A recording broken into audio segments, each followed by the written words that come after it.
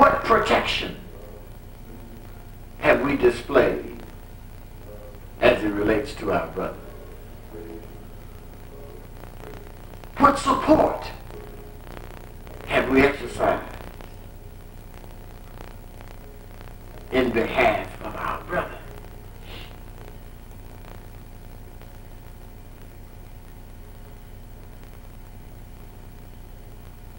Can our brother trust us in what we say to them? Can we be held accountable to what we say to them?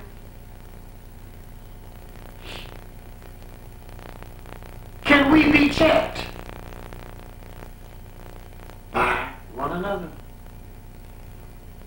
If we can't be checked by one another, brother, can't nobody check us. We're on the same trail, walking or running the same path, and yet we're strangers.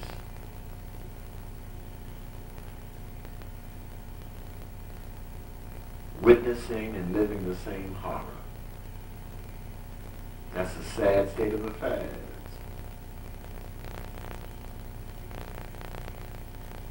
We got time to listen to everybody else in the world.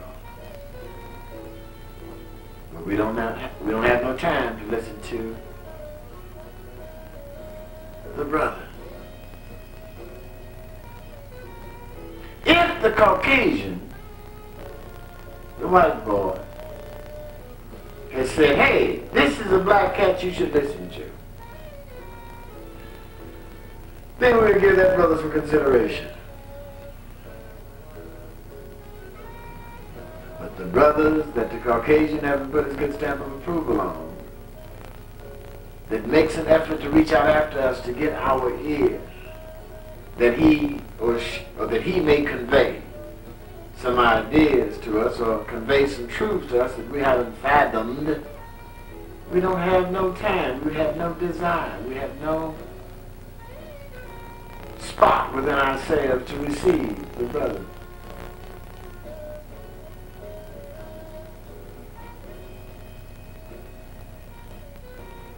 All of the systems that we've been given, brother, in this society, all of the systems that we've been given to grow through and by has proven to be null and void. None of the systems that we've been given has enabled us to grow strong and awake, where we can recognize one another, where we can become men and exercise self-determination, self-reliance, and exercise any sense of autonomy as black males as it relates to developing our own strength and our own backbone and providing our own direction. None of the systems have given us the means by which to establish that foundation. In 500 years, we've had a chance to check it from A to Z. But we're still going back to the same table that we've been feeding from, looking for an antidote, looking for a resolve. And we say that we are intelligent, we say that we are sharp, we say that we're clever, and we yet have to display the ability or the capacity to see that we're still tricks, suckers, and chumps, with the inability to see that the game is still being ran on ourselves. We're still being used, brother, as a prostitute, working against ourselves, being paid by our enemy. And once we get the money, we give the money right back to the one that has corrupted our mind, and given us a death wish for our brother. What does that say about where we are?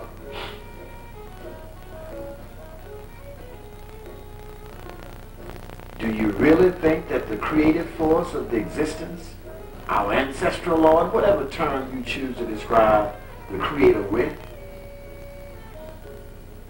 how long do you think we would be allowed to wallow in this Maya? How long do you think we will be allowed to have our brother's blood on our hands without issue being taken with us?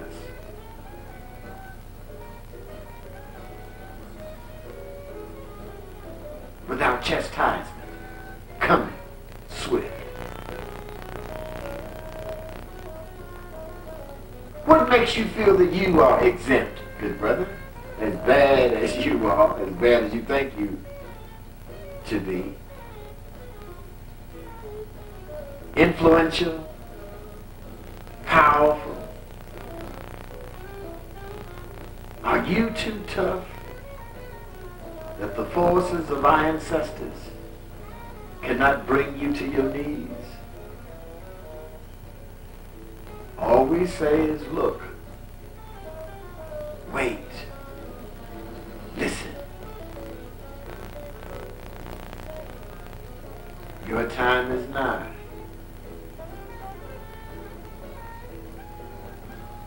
We cannot escape.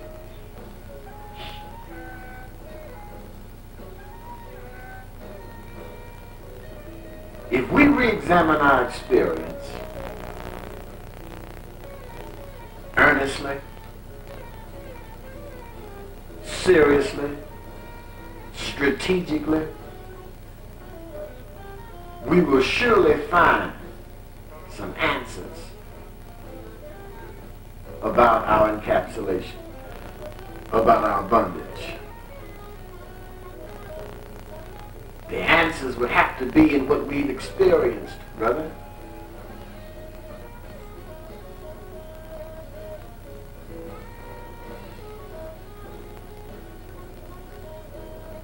We're still looking somewhere else.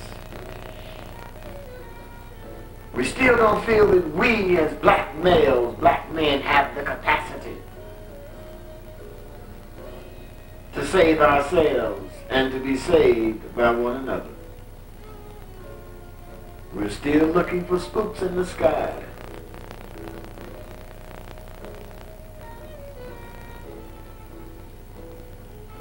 We're still looking at books, praying that we will be able to extract the right substance.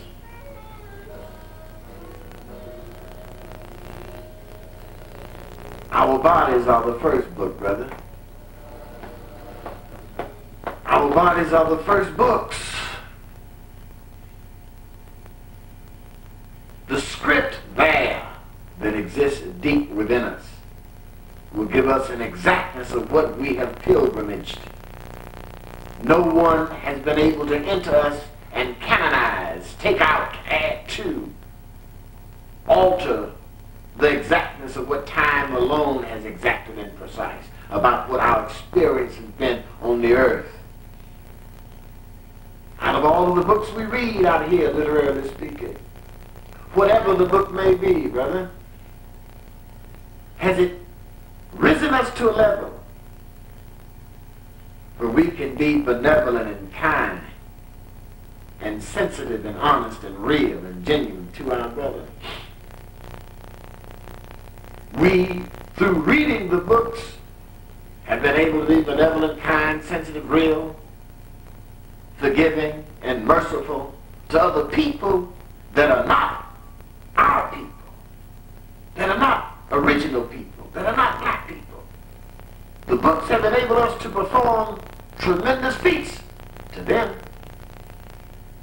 But the books have not enabled us with the capacity, with the desire, with the tremendousness to surrender ourselves to one another and show the level of love, forgiveness and mercy, compassion benevolence, gentleness, sweetness, and kindness to our brother.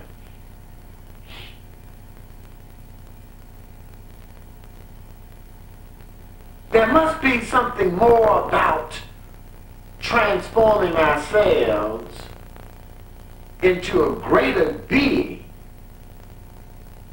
outside of reading the book, brother.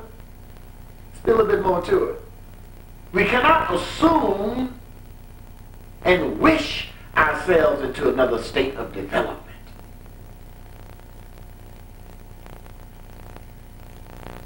This objective brain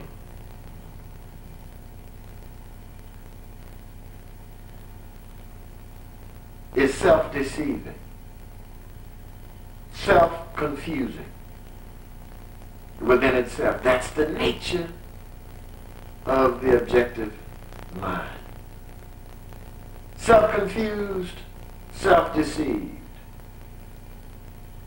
That of which we rely so heavily on to provide us with a sense of direction as well as a sense of decision. Our senses, as we examine or re-examine our senses, I'm sure we will find that they're all deceptive, brother.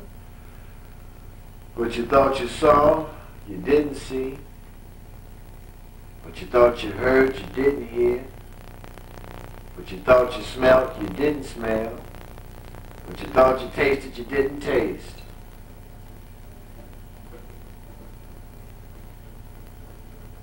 Deceptive.